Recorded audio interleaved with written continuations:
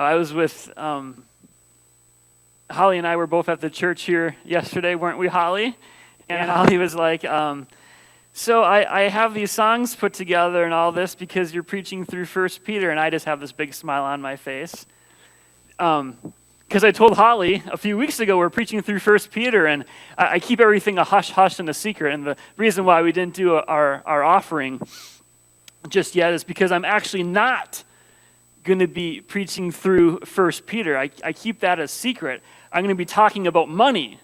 And so I keep that a secret because if you knew I was talking about money, maybe you wouldn't show up here today. So quick, Charlie, lock the door so no one can leave. Talking about money.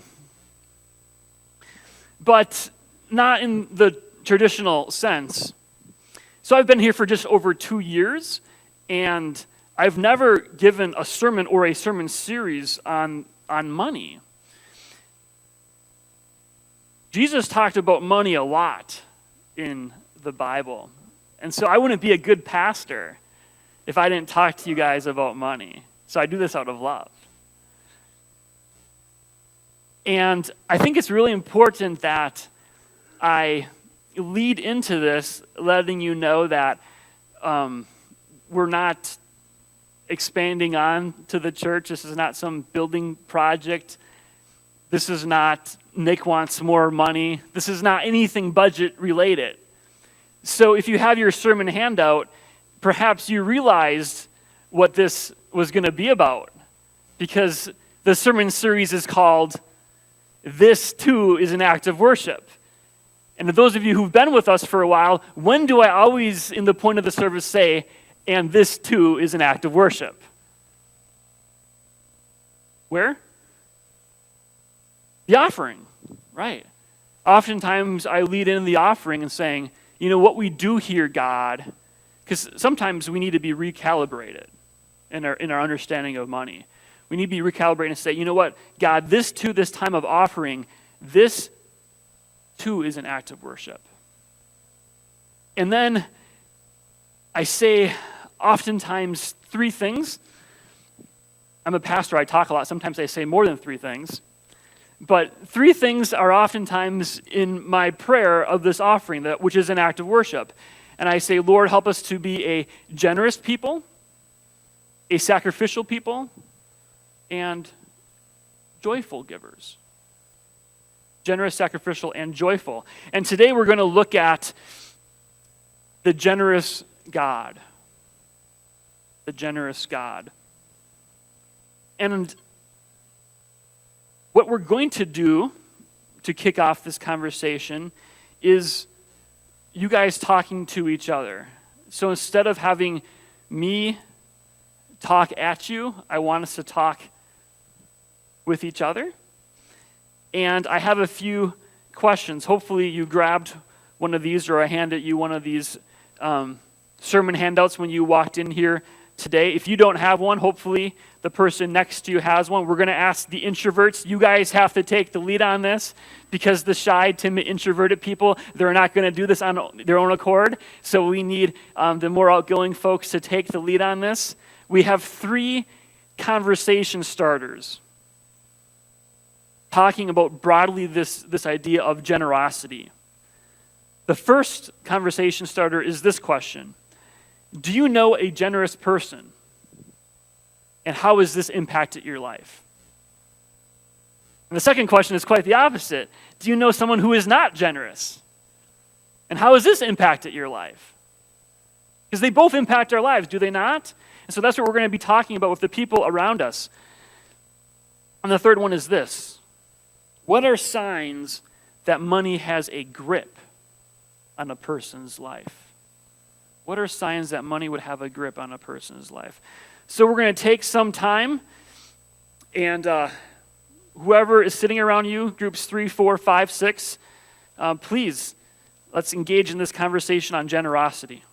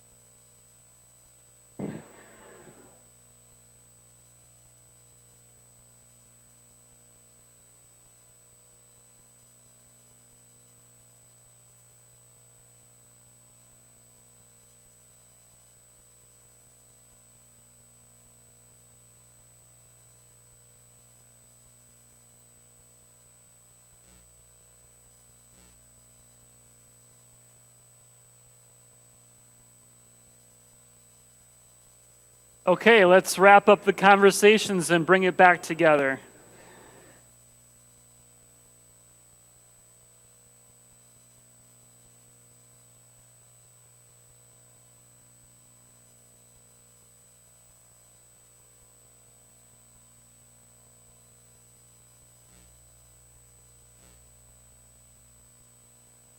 The main idea I want us to walk away from generosity in this first sermon is, in order for us to understand generosity, I would argue, don't look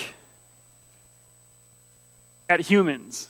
Don't look horizontally, right? There may be good examples, right? But there can be some really bad examples too when you look at generosity. So we can get a whole mixture of cues if we look across at other humans. So look at your cue, take your reference point by looking at Christ on the cross. The title of today's sermon is Our Generous God. And so generosity starts from the generous God who gave his one and only Son for us on the cross. That's true generosity.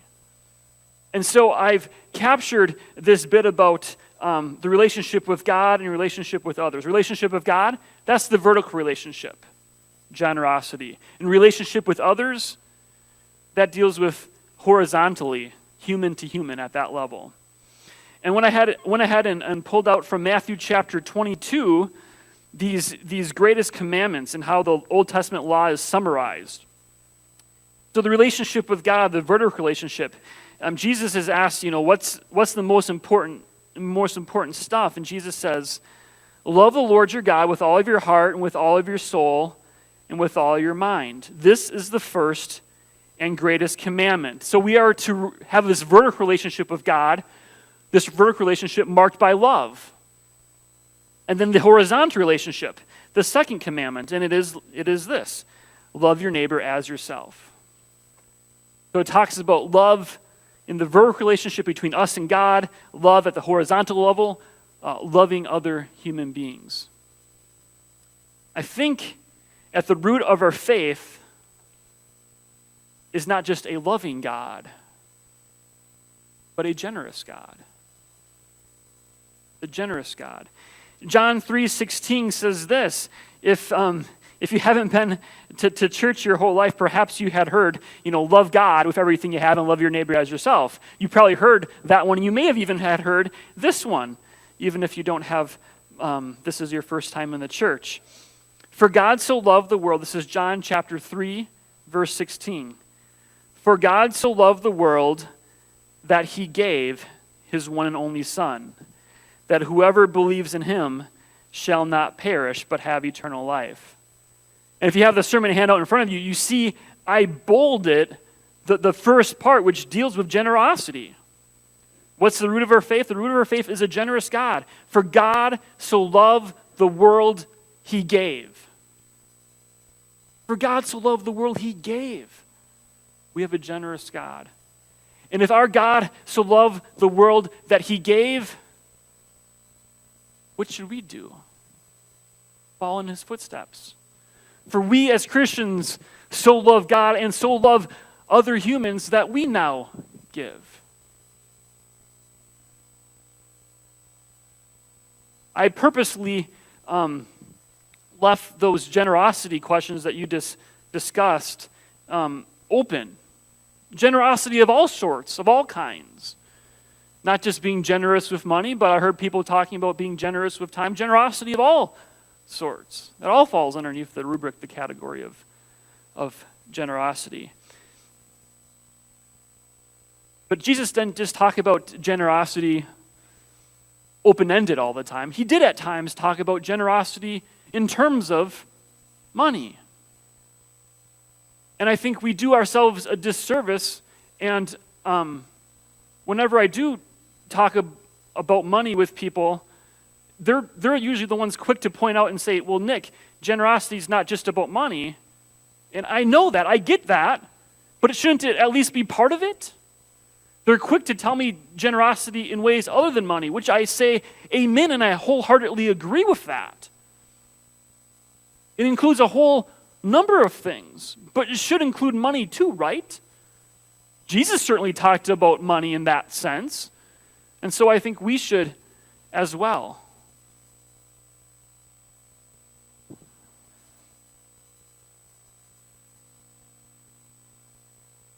I want to talk about generosity from a story from, and it's listed on your handout, John chapter 21. John 21 verses 18 through 23 is going to be this interaction between Peter and God. So this is Peter in his vertical relationship with God. Here it's Jesus, right? But Jesus, okay, so Jesus and Peter, which Jesus is God, right? Second person of the Trinity. Jesus is fully God and fully man, God in the flesh, God incarnate. So Jesus in his vertical relationship with God. And then where Peter goes off the rails is he looks at that vertical relationship with God, how generous God is, and instead of looking at that vertical relationship and taking his cues, he then looks at the beloved disciple, whose name is John, and he says, well, what about this guy? What is he going to do for you over here?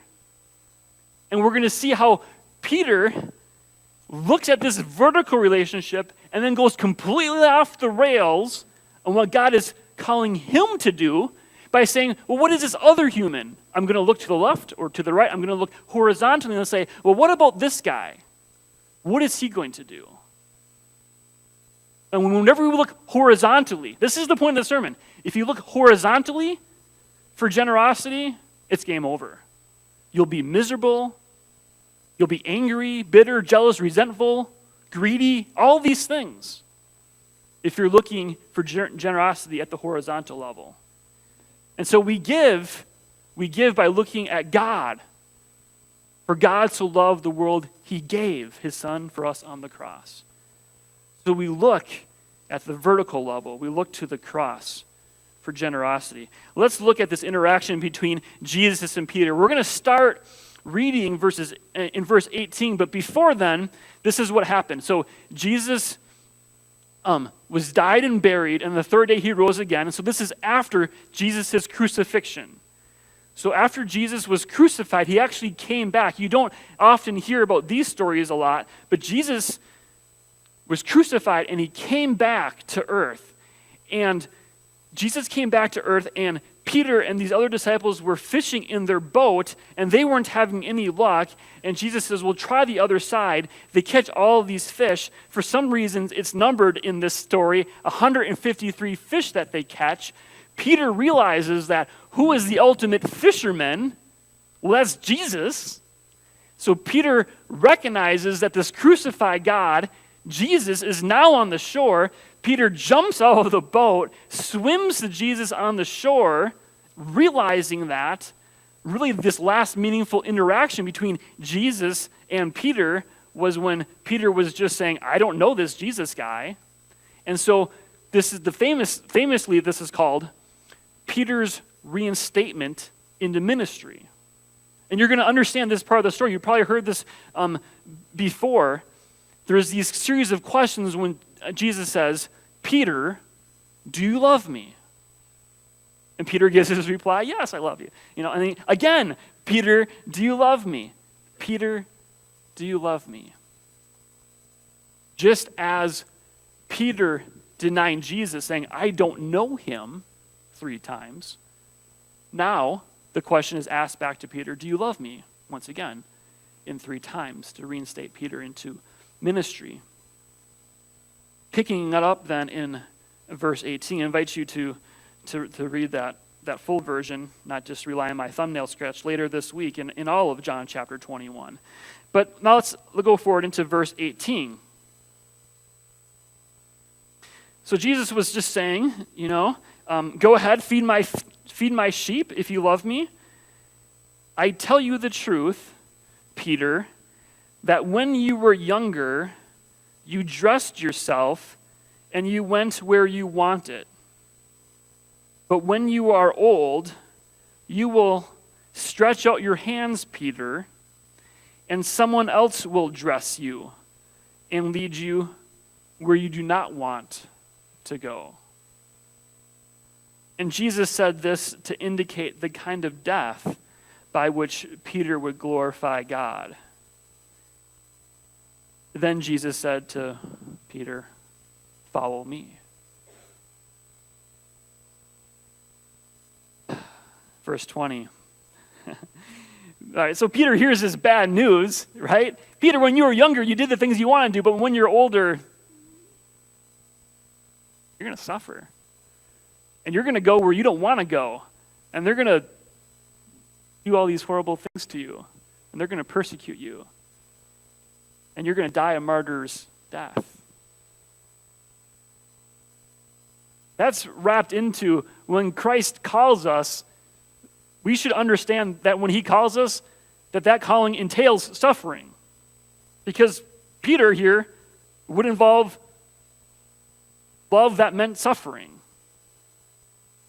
And we have generosity that means sacrifice. And so I very meaningfully put always make us generous and sacrificial and joyful.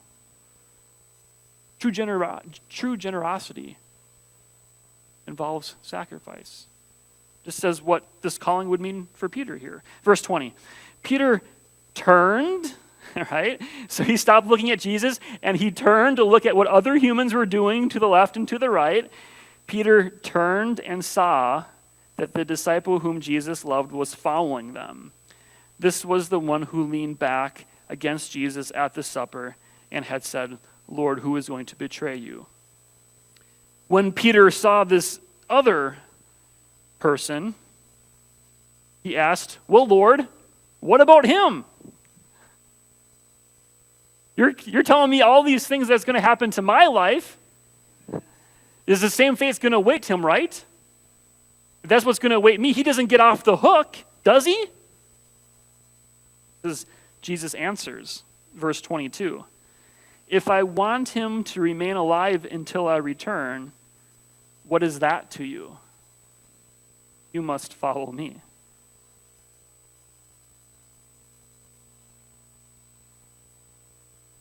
Again, if I want him, Peter, this guy that you're looking at, this other human, stop looking horizontally. If I want him to remain alive until I return, what is that to you? It's none of your business. But you, Peter, follow me. Verse 23. Because of this, the rumor spread among the brothers that this disciple would not die. But Jesus did not say that he would not die. He only said, if I want him to remain alive until I return, what is that to you? All right. Take a seat. I get in all sorts of problems in my Christian life by looking at other people around me. Looking at what they're doing or looking what they're not doing. Looking at perhaps sins that they're committing or good things that they leave undone. I get into all sorts of problems in my walk with God by looking at other humans, looking horizontally. In generosity, the same holds true. We cannot think of how generous or how stingy other people are around us. Even the people sitting with you in your pew, sitting alongside of you, your own family members. We can all only be in control of our own level of generosity. Looking at the vertical relationship. And so if you're like me, you get in all sorts of problems by looking at what other humans are or are not doing. Have this takeaway be yours. Reset your mind on Christ on the cross. And that vertical reorienting. And seeing what true generosity is all about. Well, I always, if I ask people to be vulnerable and open, and this series is going to really challenge you guys to be vulnerable and open with your giving, right? Not just generous with time, but generous with money too. And so if I ask you guys to deal with this openly and honestly, I think it's important that you know where money has a grip in my life as well. And so it was just a week ago, I was like Peter, saying, well, what about this person? What about that person? Instead of looking to Christ. And so I was reading a newsletter from another church, and they have their giving in that. And the church is kind of the same size as ours. But the pastor was paid, gosh, that pastor looks like he's paid a lot more than I am. And it was through the month of July, it was recorded how much their pastor is getting paid. I'm like, geez, and I whipped out my calculator, and I figured out just how much that pastor was paid more than me with similar type of church. And I thought, wow. Before I looked at that horizontally to see what other humans are making, right? Before I looked at that, I thought, with how much I get paid, I'm content with that. I'm satisfied with that. I'm happy with that. But guess what? After I looked at what other people were doing, I was creeping up on me was, I'm no longer happy about that. I'm getting the same, right? And my emotions inside of me are doing all this crazy mess. Because in one moment, I'm happy with what I make. I feel like I'm respected.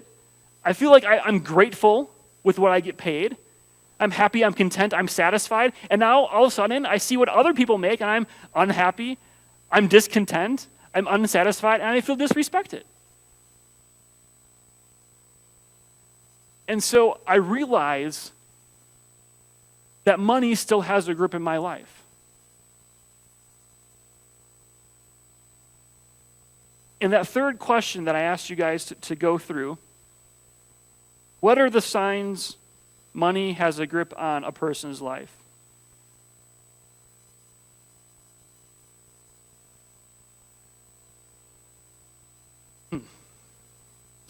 When I was processing this experience with God that I just shared with you, I looked at this person who makes $17,000 more each year than I do, and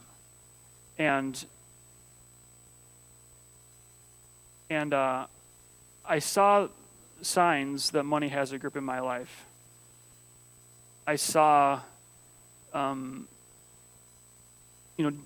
varying levels, varying degrees, rising up within me, signs that money has a grip on Nick's life: greed, envy, comparison. Right? Look around to the left and to the right. Bitterness, resentfulness, unhappiness, strife. Perhaps I can be enticed to have a critical spirit with those who have more than me, or with those who have more or make more than me. Or I could be enticed to have money, or have fights with others about money. Right? Fighting about money.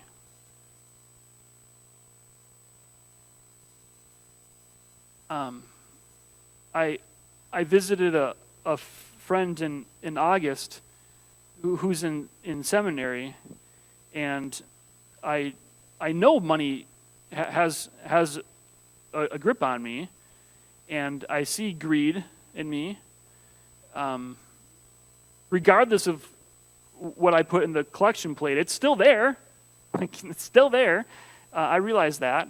And this person I met with in August, he's in seminary, but he's in a denomination that when he graduates, his starting compensation package, and in fact, every pastor's starting compensation package in that denomination will always be higher than what I get here. And so unless you mess up morally, ethically, and get booted from the denomination, you can be the worst pastor in that denomination and still get paid more than what I'm getting here. And I thought, well, isn't that interesting, Nick? that however you want to slice and dice what rich is, I consider myself to be one of the richest, wealthiest people on the face of the earth. Whether I'm at this church or I'm at the church of the newsletter that I was reading, I'm the richest, one of the richest people ever to walk the face of the earth. Whether I'm in this church or that church or this church or the church in the other denomination, I have this thing at my house called a faucet. And I go like this, and do you know what comes out? Water. And I can make it hot or cold. I'm one of the richest people ever. We have this thing at my house, not just called the faucet. I have this thing called a garage. And not everyone has a garage. Not everyone here would have a garage, right? We don't always have a garage, but and I can drive 2 cars. Catch this. No, not one. 2 cars. I have a car. Jessica, 2 cars into and out of a garage. A garage has a roof on it. Not everybody has a roof. I'm so rich, not only do I have a roof, but put your seatbelt on. Even my cars have a roof. Both of them. That's how rich I am. Both of them. 2007 Honda Accord, 2012 Toyota Corolla. And guess what? The cars both work. They're both here in the parking lot this morning. 2 cars, they both work, and they both have their own house. How many people don't have the house, don't have the transportation, don't have the running water? I'm one of the richest people ever. It don't matter what church I'm in.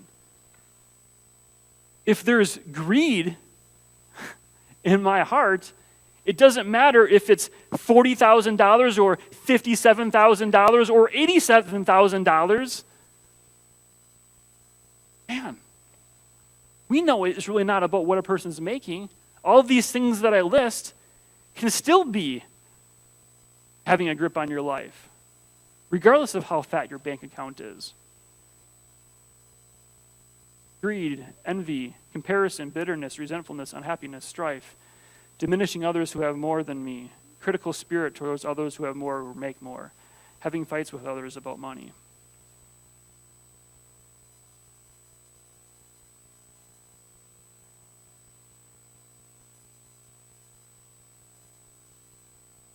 I feel like I have to say it again as I wrap this talk up, as I said at the beginning.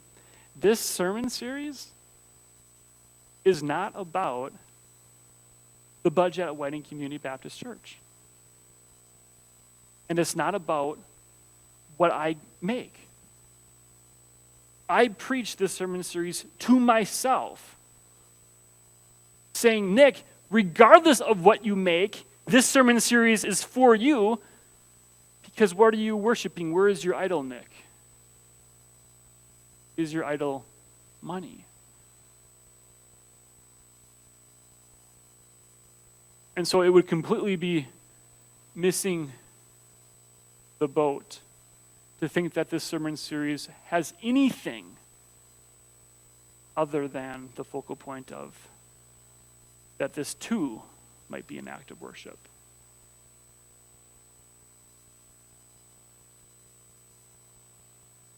We're going to pray.